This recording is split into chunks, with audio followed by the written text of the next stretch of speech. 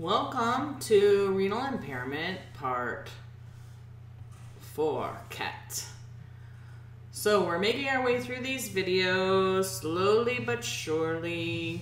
So we talked about filtration in the last section.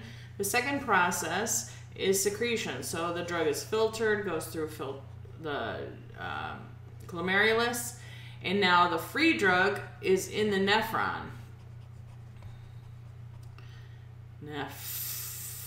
Gotta have an R in there. Okay. And now, free drug is traveling in the nephron. Then there's blood flow that again is encapsulating the nephron that has the drug that didn't get filtered.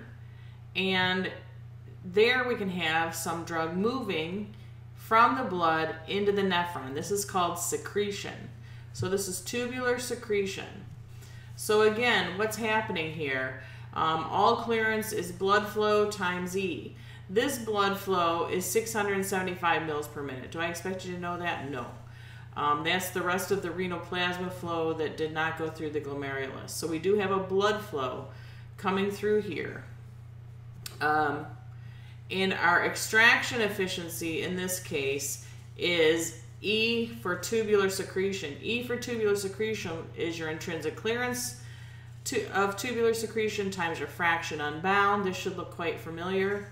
Times your blood flow of tubular secretion, which we know is 675 mils per minute, plus your intrinsic clearance of tubular secretion times fraction unbound. I don't know why that's cut off there. So if our blood flow is greater than our tubular secretion times fraction unbound, then clearance is dependent really upon tubular secretion binding. If it's not, it's dependent upon blood flow. This is all very similar to the same concepts as hepatic clearance. What I want you to realize is that this is a process that requires carriers and is therefore energy. Uses energy. It is an active process, so it requires energy, and it also requires a carrier. So it's limited, and it can be saturated, and there will be competition for those carrier sites. But don't worry too much about this piece because we don't really know how to use it very well at this point. Just know that drugs that are secreted undergo an active process. You're moving from, usually this is more concentrated to a less concentrated. You're moving against the concentration gradient. The more concentrated wants to move to the less normally. That's what happens passively, and that's what happens with reabsorption. But secretion, you have to work against the concentration gradient. So it's an active process that takes energy, and there's a limited number of sites.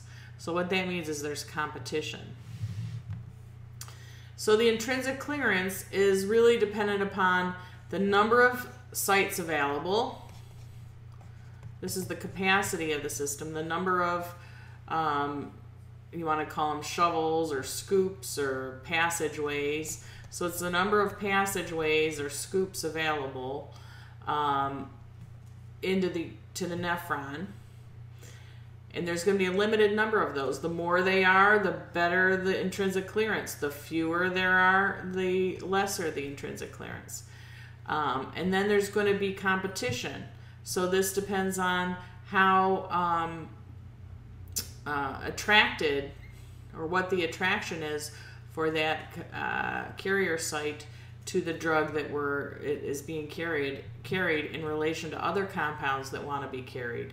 So this is it's just like Km, it's your dissociation constant.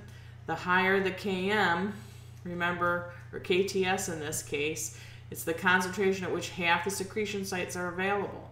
So the higher the concentration needed to get half of those concentrations, those sites filled, the lesser the attraction. So the higher this is, the lower the intrinsic clearance.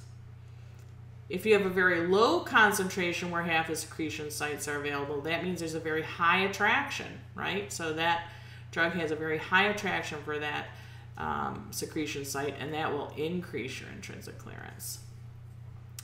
Notice that concentration can be a component here, which means it can be concentration dependent, and we haven't talked much about that, but eventually we will, and I want you to remember that that is part of this tubular secretion. It can be saturated. We know that the secretion site, that there's at least two different types, acids and bases. Only acids will compete with acids, and bases will compete with bases. They do not compete for each other, sites. So there's going to be an acid carrier, and there's going to be a base carrier.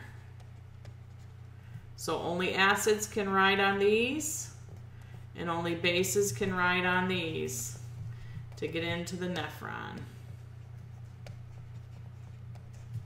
So bases won't compete for the acid sites, and acids won't compete for the base sites. No, no, no. Acids will compete with acids. Bases will compete with bases. If an acid comes along with a lower KTS, it will be preferentially secreted over another one. Same thing with bases. That's where we get drug interactions. Oh, there's a fly on my face. That's where we get drug interactions at the tubular secretion site. So that's really the major drug interactions that I want you to know about are acids competing with acids, bases competing with bases. The one that is preferred depends upon its relative KTS. All right, that's all for tubular secretion. We'll see you in part 5 where we'll talk about tubular reabsorption. Thanks.